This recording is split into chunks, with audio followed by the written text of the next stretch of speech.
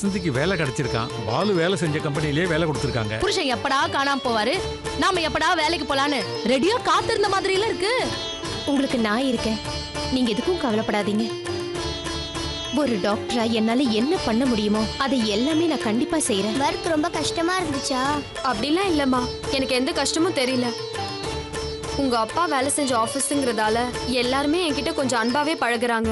சாந்தி முகூர்த்தம் நடக்காம நீங்க எங்கேயும் வெளியில போக கூடாது, தோஷம் பற்றுன்னு பெரியவங்க சொல்லுவாங்க. அதனாலதான் உங்க 2 பேரையும் என் கண்ணு முன்னாடியே வச்சிருக்கேன். உங்க ஃபர்ஸ்ட் நைட் எப்போ வச்சுக்கலாம், ஹனிமூன் எப்போ போகலாம், எல்லாத்தையும் நானே முடிவு பண்றேன். அது வரைக்கும் நீங்க 2 பேரும் கொஞ்சம் அவசரப்படாம இருங்க, புரிஞ்சுதா? பாப்பலாம். அகிலா, எல்லாம் நல்லபடியா நடக்குமா, நீ ஒன்னும் வருத்தப்படாத என்ன?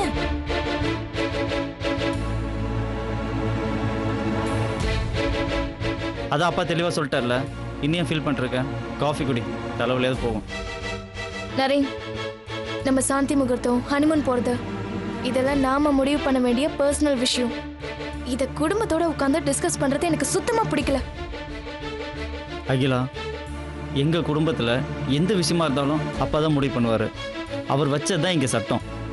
அவர் எது செஞ்சாலும் நம்ம நல்லதுக்கு தானே செய்ய போறாரு. அத நீ எல்லாத்தையும் தப்பா எடுத்துக்கிற. காஃபி குடி.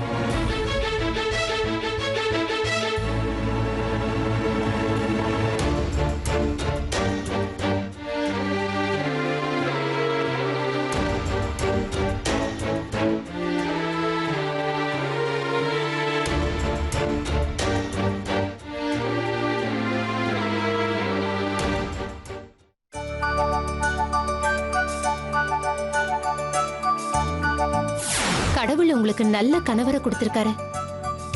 அப்படிப்பட்ட கணவருக்கு ஒரு குழந்தை பெத்து தர வேண்டியது உங்க கடமை இல்லையா?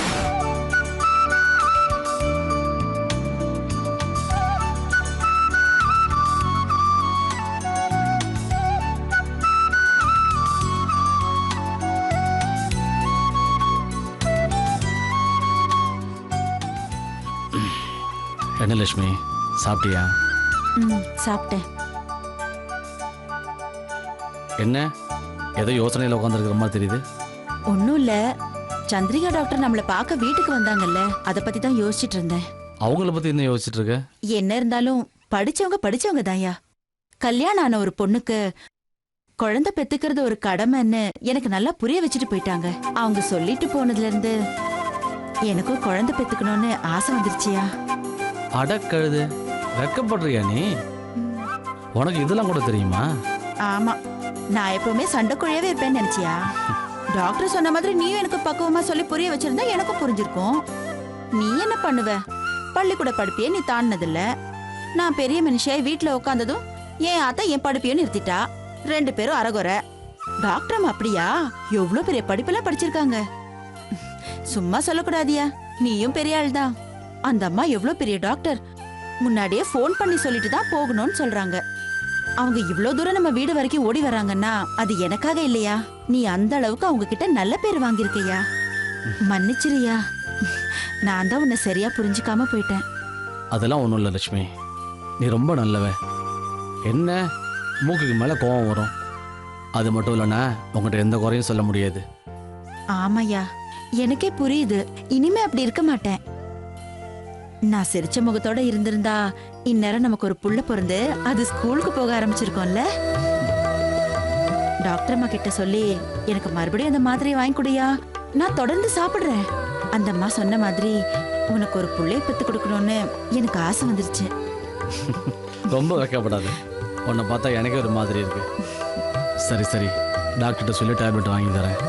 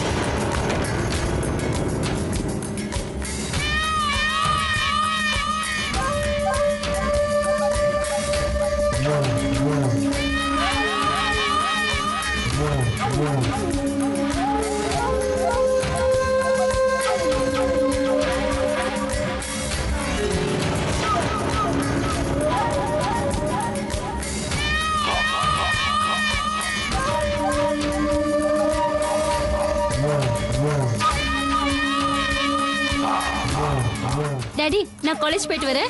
போயிட்டு வாமா, பத்திரமா போயிட்டு பாய். பாய். அம்மா நான் காலேஜ் போயிட்டு வரேம்மா.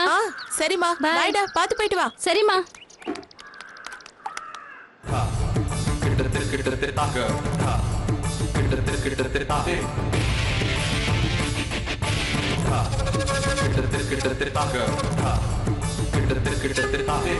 நான் ஆஃபீஸ் போயிட்டு வரேன்.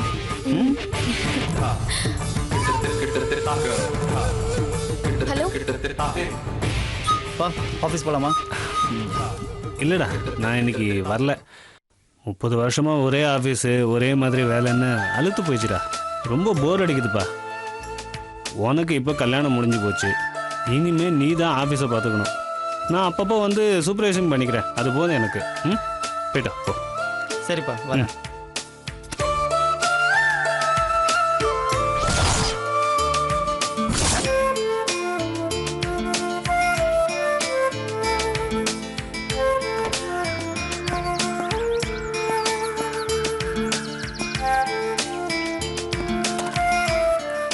ஆமாண்டி, ஏன் திரும்ப திரும்ப அதையே கேட்டுட்டு இருக்க? ஒரு நிமிஷம் இரு. நரேன், ஆ லஞ்சுக்கு சாப்பிட வந்துருங்க. ஓகே, பாய். ம் பாய். பாய்.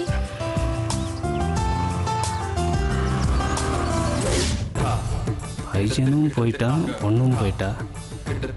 பானுவையும் ஏதாவது சொல்லி வெளியில் அனுப்பிச்சிட்டா நம்ம லைன் கிளியர் ஆயிடும். என்ன பண்ணலாம்?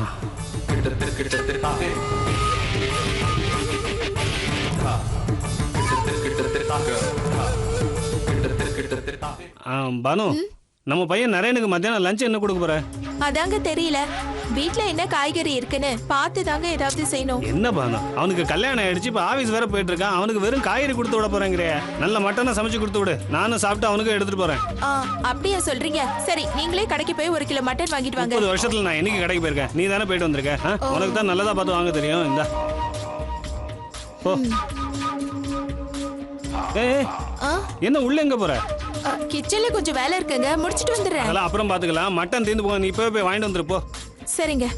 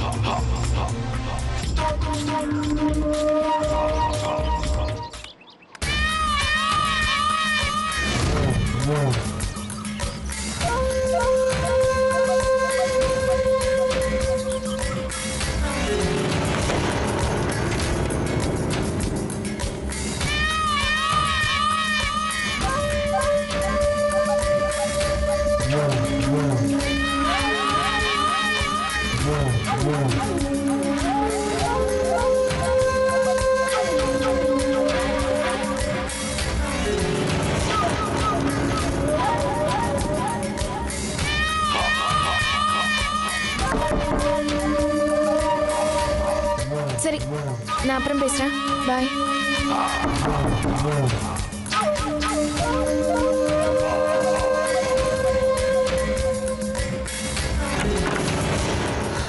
என்ன மாமா?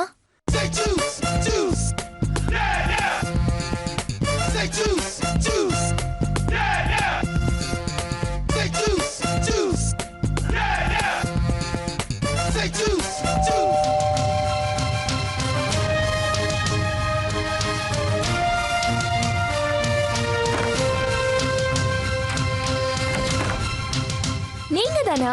ஆமா ஆமா, பெல் அடிச்சா உடனே கதை திறக்க மாட்டியா? ஆமா, நீங்க என்ன போன உடனே வந்துட்டீங்க? மொபைலை நான் என் ரூம்லேயே வச்சுட்டு போயிட்டேன்.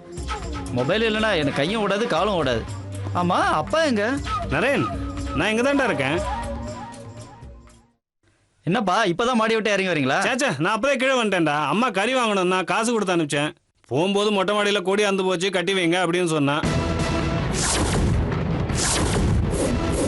உங்கள் அம்மா பேச்சு மீற முடியுமா? அதான் மொட்டை மாடியில் போய் கட்டிக்கிட்டு இருக்கேன். பார்த்துப்பா, இந்த வயசுல மேலே கீழே ஏறி வலிக்கு கீழே விழுந்துட போறீங்க.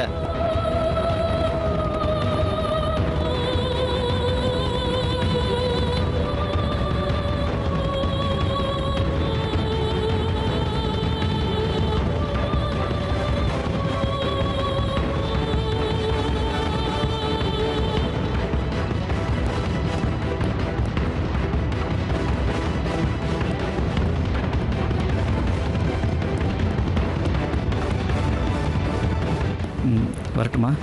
பாய்ப்பா. பைடா.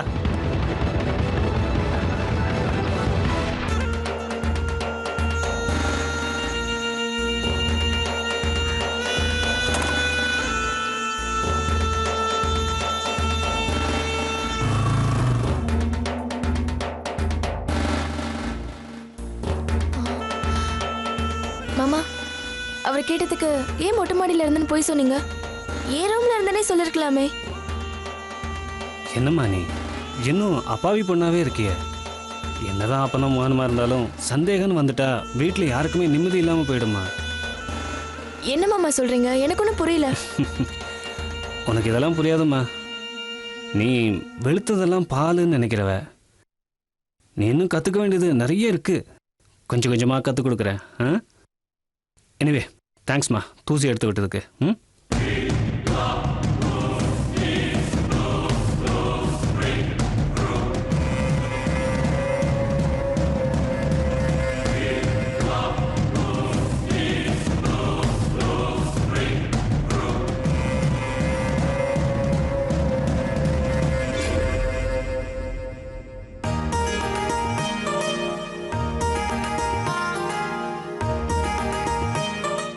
கொடுங்க அத்தை, நான் பரிமாறுறேன்.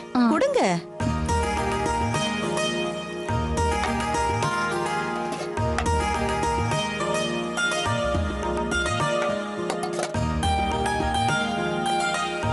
கொடுங்க.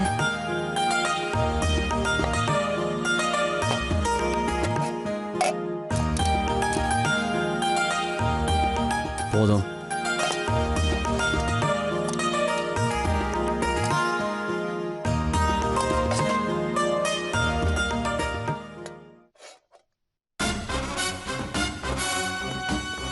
யோ, யார் எங்க குமரன்? நான் தான் சார் குமரன். யோ கான்ஸ்டபிள், ஒரு இடம் விடாம தேடுங்க. போங்க சார், எல்லா இடத்துலயும் தேடுங்க. சார் சார் சார் என்ன தேடுறீங்க சார்? உனக்கு தெரியாதுல்ல? எதை பத்தி உனக்கு தெரியாதுல்ல? இல்லை சார். டேய், என்னடா?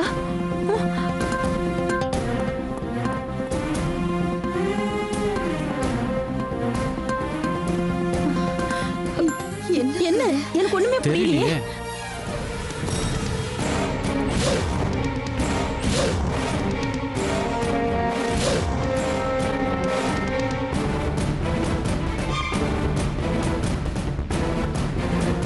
டேய், என்னடா நடக்குது? தெரியலையேம்மா.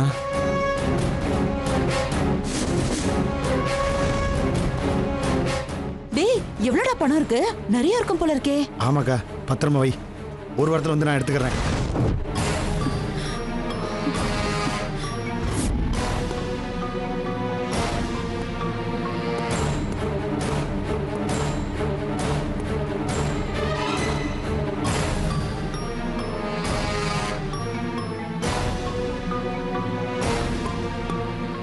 சார் இங்கெல்லாம் ஒன்றும் இல்லை சார்.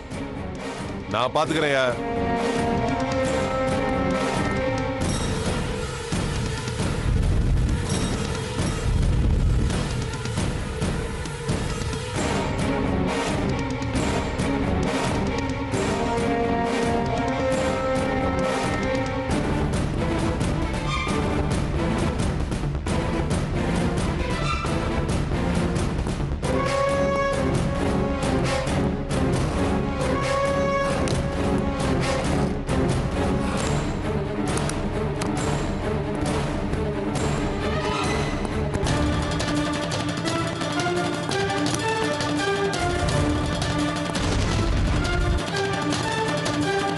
சாவி எங்கம்மா?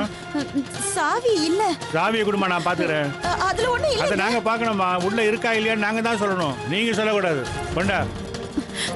அதுல ஒண்ணு இல்லங்க. பாப்போம்.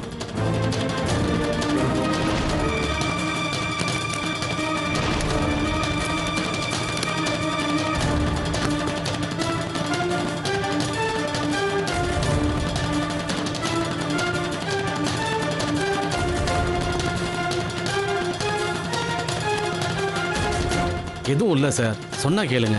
ஒன்றும் இல்லைண்ணே, இவ்வளோ பணம் இருக்கு சார். பணம் கிடைச்சிருச்சு. வாயா.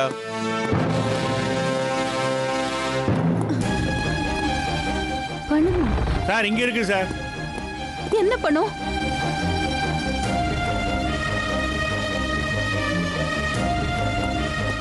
என் வீட்டுக்கு எதை தேடுறீங்கன்னு கேட்டிய, இதைத்தான் தேடணும். இவ்வளவு நேரமும் நான் வரும்போது நீயே எடுத்து கொடுத்திருந்தா தேட வேண்டிய அவசியமே இருந்திருக்காது. எங்க இருந்து இவ்வளவு நோட்டை அடிச்ச? சொல்லு சார். இதை பத்தி எனக்கு எதுவுமே தெரியாது சார். தெரியாதா? கள்ள நோட்டை வீட்டுல பதுக்கி வச்சிருக்க. உனக்கு தெரியாம எப்பரா பீரோல ஏறி உட்கார்ந்துச்சு அது? என்ன சார் சொல்றீங்க? இது கள்ள நோட்டா? ஓ, கள்ள நோட்டா நல்ல நோட்டான்னு கூட தெரியாம பணத்தை எங்க இருந்து அடிச்சு வந்திருக்க? சத்தியமா அந்த பணம் எப்படி வந்துச்சுன்னு தெரியவே தெரியாது சார்.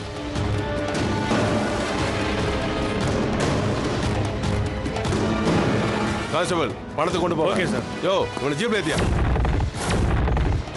சார் எங்க சார்? மாமியார் வீட்டுக்கு தான். இவ்வளவு பணத்தை அடிச்சிருக்க, உனக்கு விருந்து வைக்க வேண்டாம்? சார் நான் தப்பு பண்ணலன்னு சொல்றேன். தப்பு பண்ணலனா இந்த பணம் எப்பறம் அவன் வீட்டுக்குள்ள வந்துச்சு? சொல்றா. டேய் சொல்றா. இந்த பணம் எப்பறம் அவன்கிட்ட கிடைச்சது? சொல்றா. கேக்குறல, வாயை திறந்து சொல்றா. டேய் வாயை திறந்து சொல்றா. ஏதுடா பணம்? சொல்ல புரியலையா? சார் சார் அவர் அடிக்காதீங்க சார். அவருக்கு இந்த பணத்தை பத்தி எதுவும் தெரியாது சார். அவருக்கு எதுவும் தெரியாது. அப்புறம் எப்படி அந்த பணம் இவங்கிட்ட வந்துச்சு? என் தம்பி பிரகாஷ் தான் இதை கொண்டு வந்து பத்திரமா பாத்துக்க சொல்லி இதை கொடுத்தாரு. அடி பாவி, உன் தம்பி அன்னைக்கு வீட்டுக்கு வந்துட்டு போகும்போதே எனக்கு சந்தேகம் இருந்தது, இந்த மாதிரி ஏதாவது நடக்கும்னு. சார், அவ தம்பி திருட்டு பையன் செஞ்ச வேலை சார். என் பிள்ளைக்கு இதுக்கும் சம்மந்தம் இல்லை சார். சொன்ன கேளுங்க சார். வீடு வாடகை வீடா சொந்த வீடா? வாடகை வீடு தான் சார். இப்போ ரீசெண்டாக தான் குடி வந்தோம். உன் பேர்ல தானே ரெண்டல் அக்ரிமெண்ட்லாம் இருக்கு. இந்த குடும்பத்துக்கு நீ தானே தலைவன்? ஆமா சார். அப்ப நீ தான் முதல் அக்யூஸ்ட். சத்தம் போடாம வண்டியில ஏறியா? வேணாம் சார், என் தம்பி தான் தப்பு செஞ்சா. அவருக்கு எதுவும் தெரியாது சார். அவருக்கு தெரியாம நான் தான் இந்த பணத்தை வாங்கி வச்சேன். அவரை விட்டுருங்க சார் ப்ளீஸ். யோ, இழுத்துட்டு வாயா. சார் சார், என் புள்ளைய விட்டுருங்க சார். சார் சார் சார் மரியாதையா சொன்ன போமா. நீங்க போமா. ஏய் போடா. கேளுங்க சார். சார் சொன்ன கேளுங்க சார்.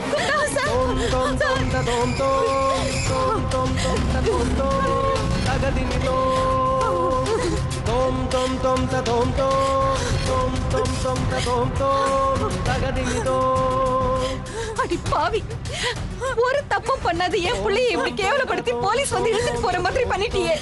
நீ நல்லா இருப்பியா? நாங்க என்னடி உனக்கு பாவம் பண்ணோம்? கஞ்சம் புழ குடிச்சிட்டு ஏதோ 4 செவத்துக்குள்ள கௌரவமா வாழ்ந்துட்டு இருந்தோம். இப்படி பண்ணிட்டியே. அன்னைக்கே நீ சொல்லி தொலைச்சிருந்தேனா உன் தம்பியை கூப்பிட்டு பணத்தை எடுத்துட்டு போக சொல்லிருப்பல்ல. பாவி, எங்க இருந்தா வந்தான் பாரு எங்க குடும்பத்தை கெடுக்கிறதுக்கு. தயவு செஞ்சு தைரியமா இருங்க. நான் போய் தம்பியை பார்த்து அவர் ஸ்டேஷன்ல இருந்து கூட்டிட்டு வந்துடுறேன்.